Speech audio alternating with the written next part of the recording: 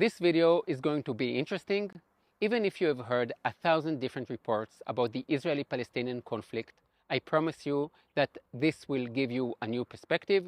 I will be talking about the settlements, the occupation, the two-state solution, Islam, Jerusalem, the solution, and a whole lot more.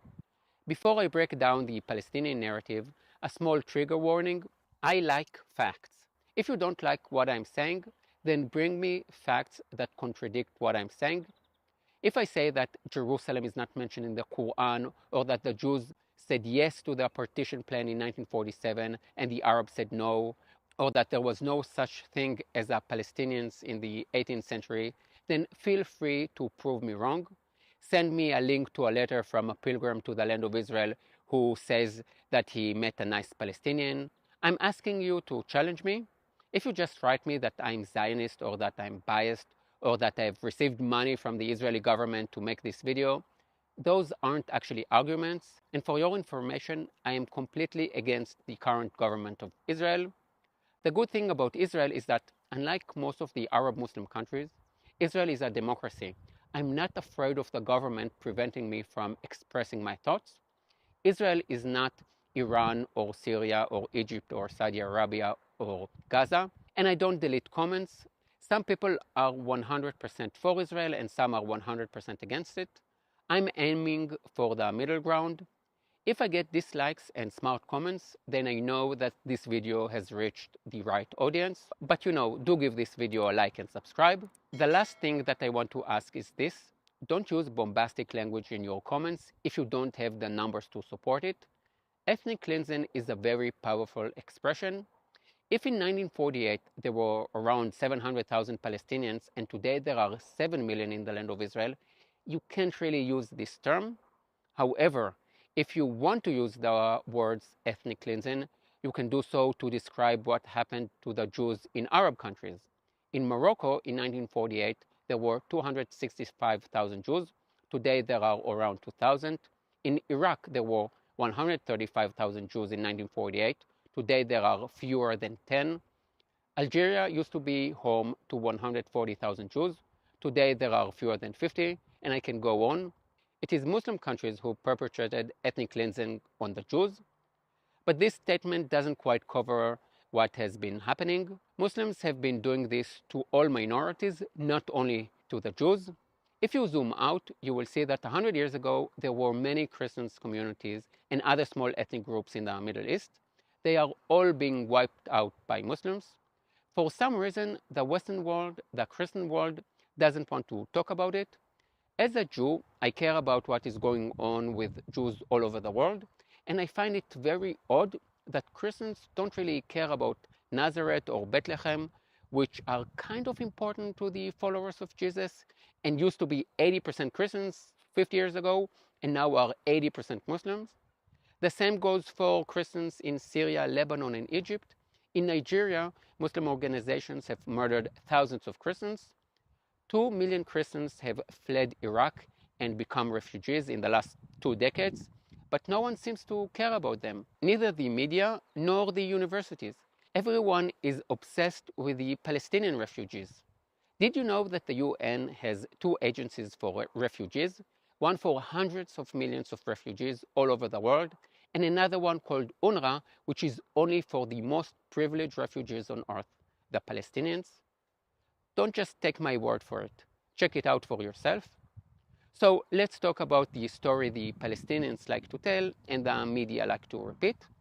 The Palestinians lived in Palestine for hundreds of years. They lived peacefully alongside a small Jewish minority until the rise of Zionism, a colonialist movement which, under the umbrella of the European imperial powers, started kicking the Palestinians out of their land and homes, causing the current situation. And now for the facts. In the long history of the land of Israel, there was never such a thing as a Palestinian people until the 20th century. Millions of pilgrims have come to the land of Israel over the last 3,000 years. They've come across Jews, Arab, Christians, Muslims, Druze, Turks. They've never met a Palestinian. Now you might say, regardless of whether they have existed as a nation, all people should enjoy human rights and all people should have the right to identify themselves as they wish. And I agree. You have the right to identify yourself however you like, but you don't have the right to reinvent history. And the history of the region is very clear.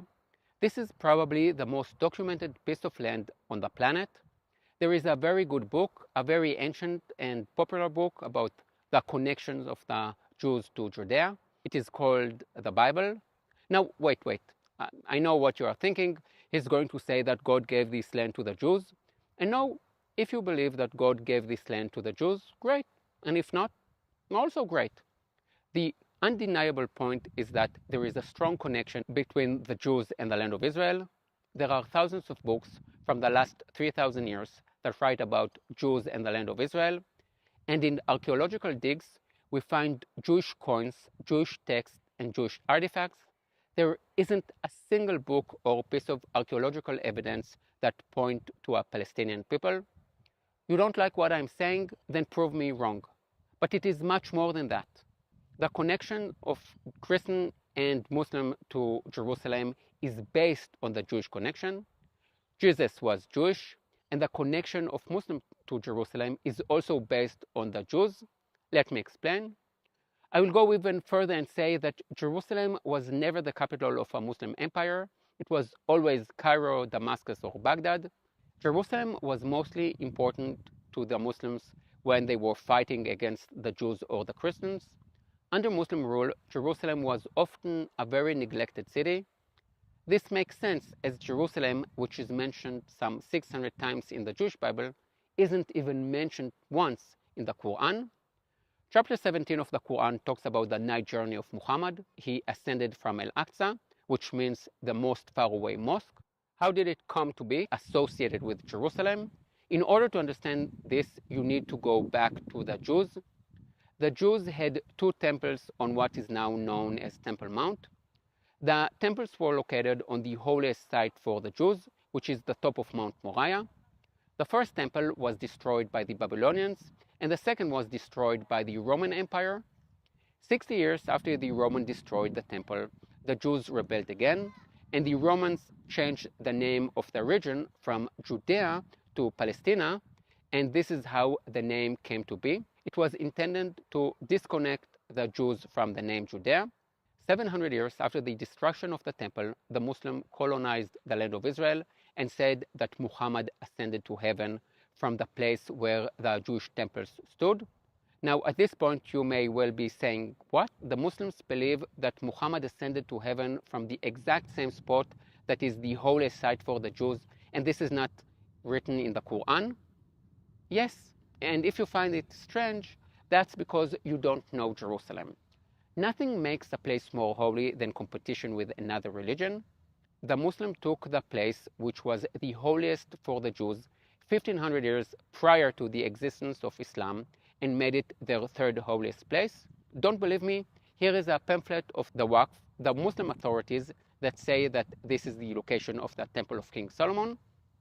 Although what I'm saying here is very basic history, there is a good chance you don't know about it, and I don't blame you. You hear so much about the conflict, but the media tends to forget the basics. Jerusalem was always the center of Jewish life. Muslims turn their back on Jerusalem when they pray towards Mecca, and Jews pray towards Jerusalem. When Jews get married, part of the ceremony is to say that we will never forget Jerusalem. Jews have almost always lived in Jerusalem, even under the harshest conditions.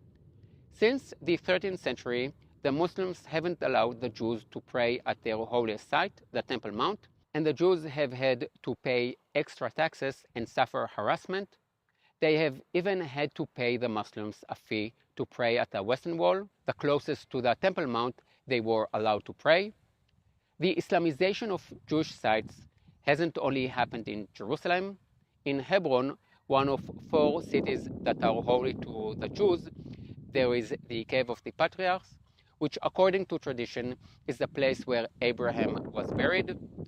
To humiliate the Jews, Muslims didn't allow them to enter the building, and Jews were only allowed to walk up to the 7th step. Only in 1967, when Israel liberated Hebron, were Jews allowed for the first time in 700 years to enter the second holiest place for Jews. Why do I say liberated Hebron and not conquered? I will get to that in a minute. And now we get to the interesting part, the 19th century and Zionism. Jews have always migrated, or as we say in Hebrew, gone up to the land of Israel. In the 17th and 18th centuries, Jews came from all over the Jewish world, from Europe, from North Africa, from Yemen, in small numbers due to the harsh conditions, but there was always a steady movement of Jews coming to Israel. The first Zionist Congress was held in 1897, but 50 years beforehand, in the 1850s, there were more Jews than Muslims in Jerusalem. In the rest of the land, yes, there were more Muslims, but it is important to know that even before the start of the Zionist movement, there were dozens of Jewish settlements in the land of Israel. In the last decades of the Ottoman Empire, as in all empires, there were lots of different groups.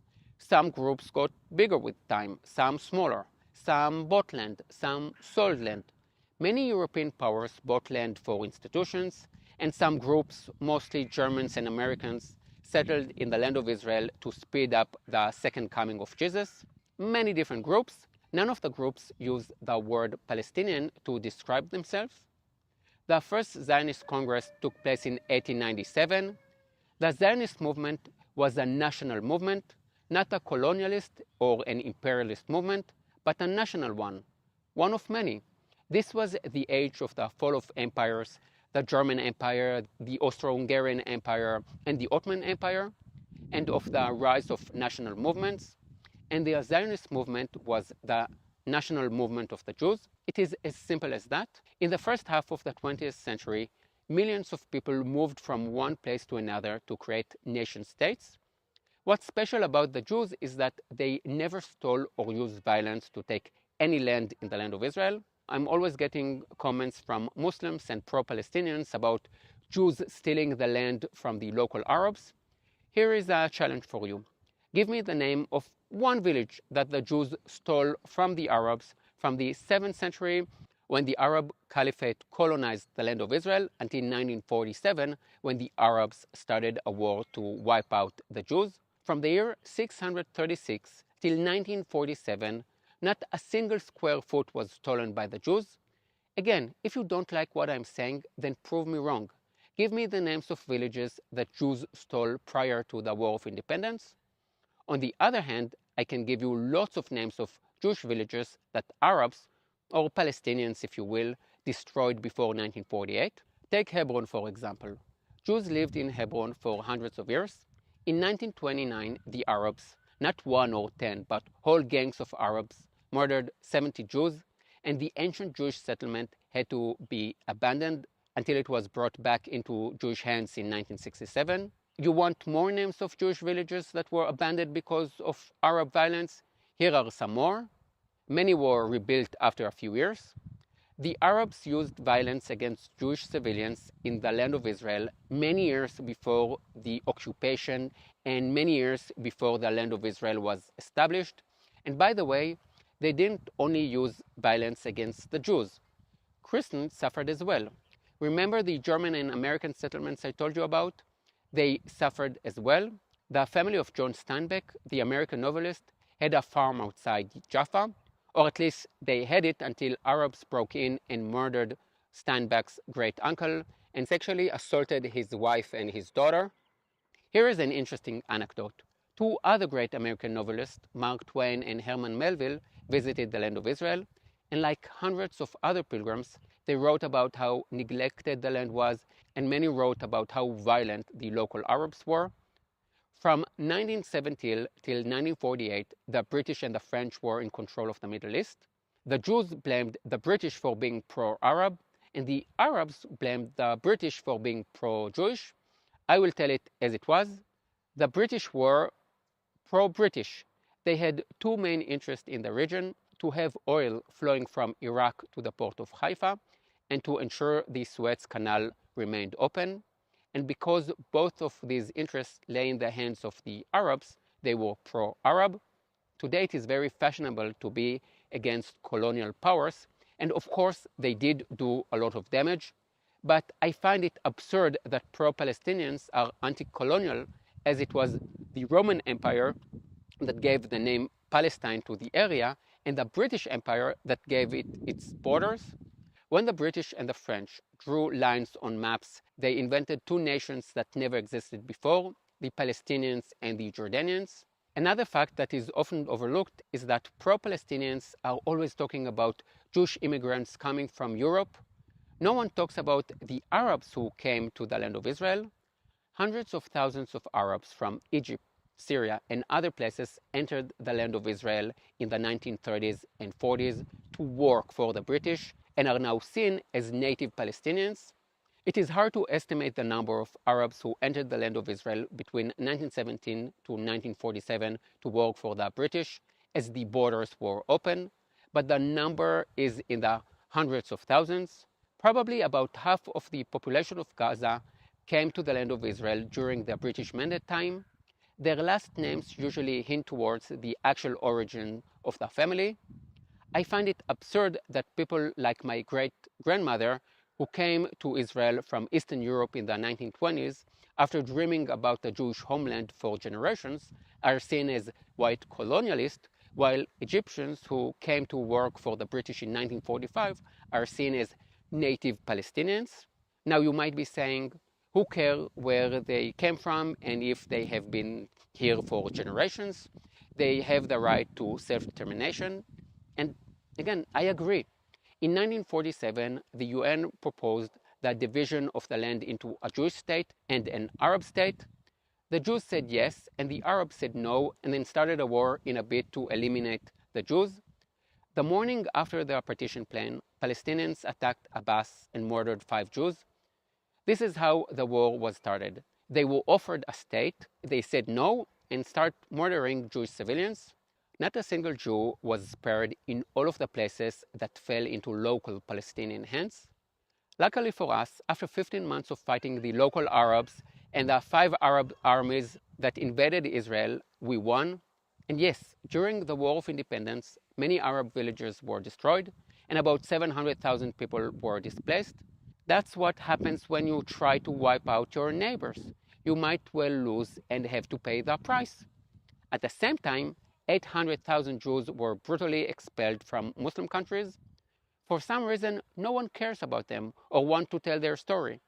Millions of articles and papers have been written about the Palestinians who had to evacuate their homes because of a war they started, yet very little has been written about the Jews living in Muslim countries who were subjected to pogroms and had to flee, even though they were innocent. Please tell me why you care so deeply about the Palestinian refugees, and yet you couldn't care less about all the millions of other refugees who had to flee at the same time. 14 million Germans, about the same number of Hindus and Muslims, Ukrainians, Armenians, Poles, people from the Balkans, and I could go on and on. The Palestinian refugees are the most privileged refugees in the world. Some say that the partition plan wasn't fair as the Jews made up 1/3 of the population but got 2/3 of the land. To that I will say this: the Arabs actually also got what is now known as Jordan, so in fact the Jews got a much smaller part. And I should also add that the Arabs got all the good land and the Jews got the swampland and the desert land.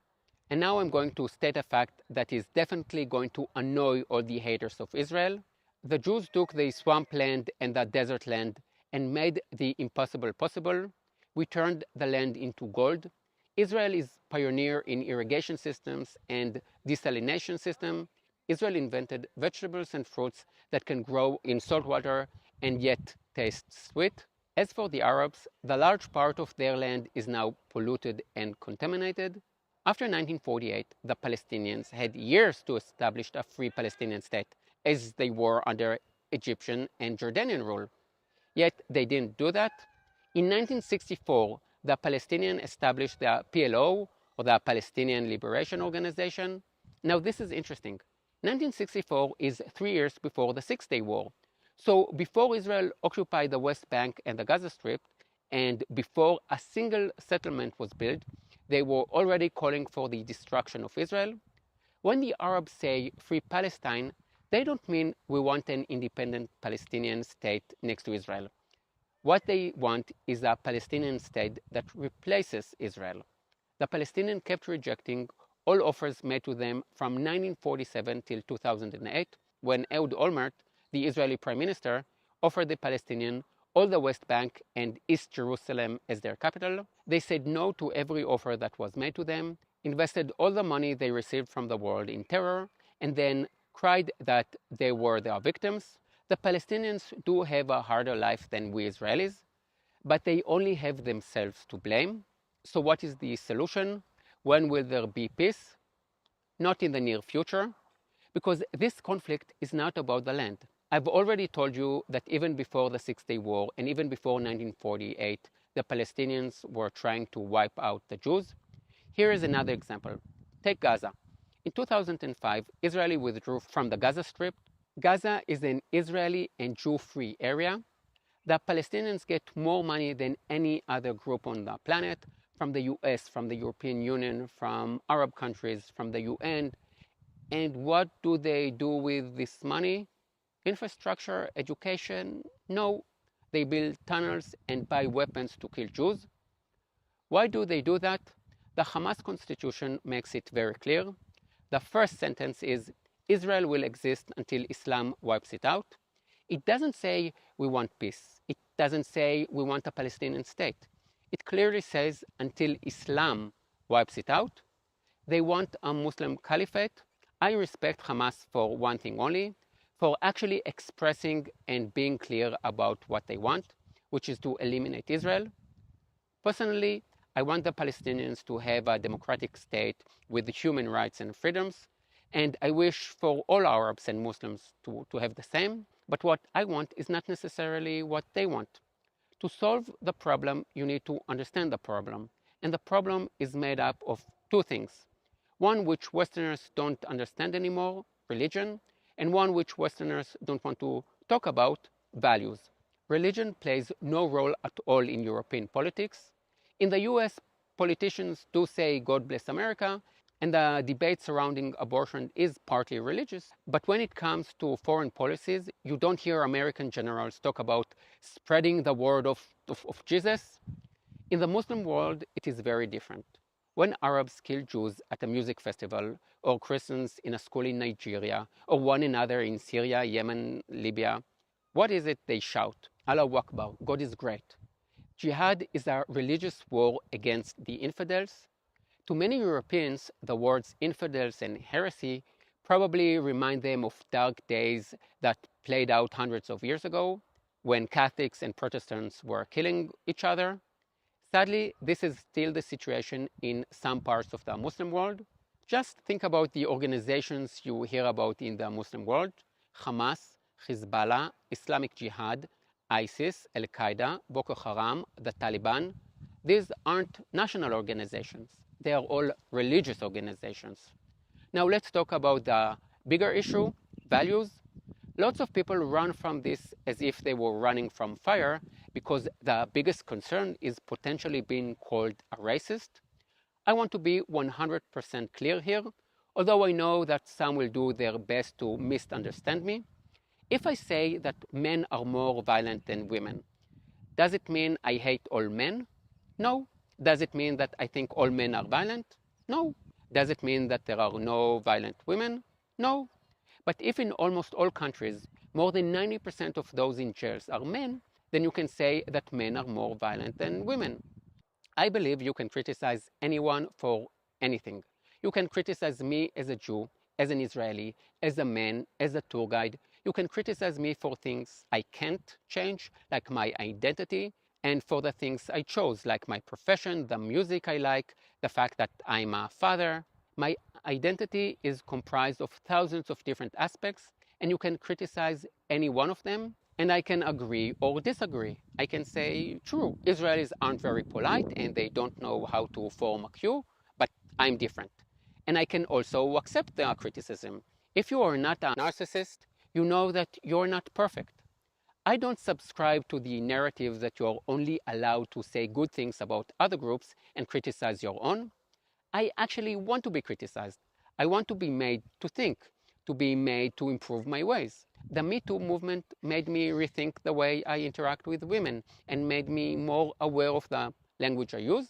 I criticize all groups. Americans, Germans, Britney Spears fans, ultra-Orthodox Jews, women, Gen Z, and Muslims. I even criticize the most dangerous group of all, Israeli mothers.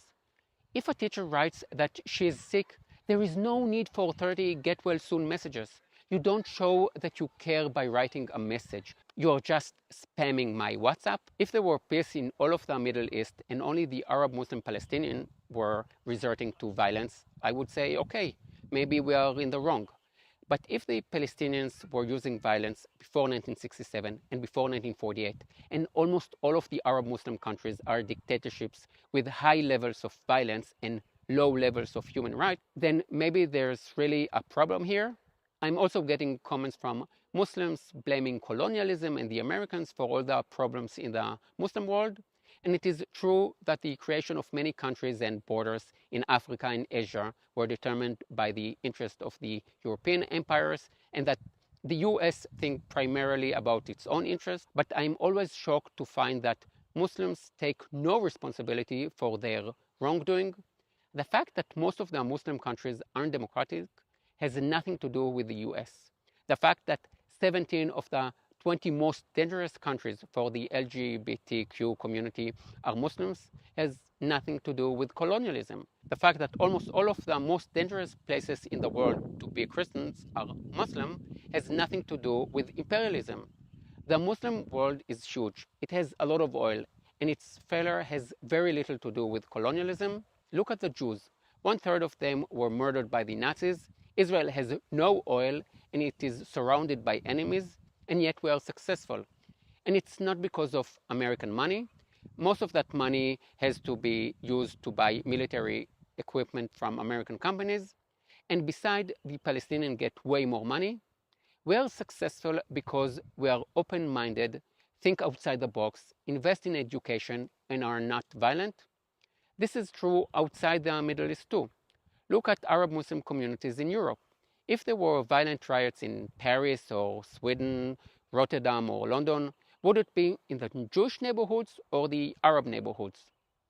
Peace will only come when the Arabs change their values, when Muslim countries become democratic, when all of the different groups in Syria stop killing one another, when Iranian women are free to cover or not cover their hair, when gay men are not thrown from rooftops in Gaza or thrown into jail by the PLO, when the Christian population stops shrinking in the Middle East, and when the Israeli Arabs stop killing one another, then and only then will there be true peace. Please like and share this video with any friend who needs to see this.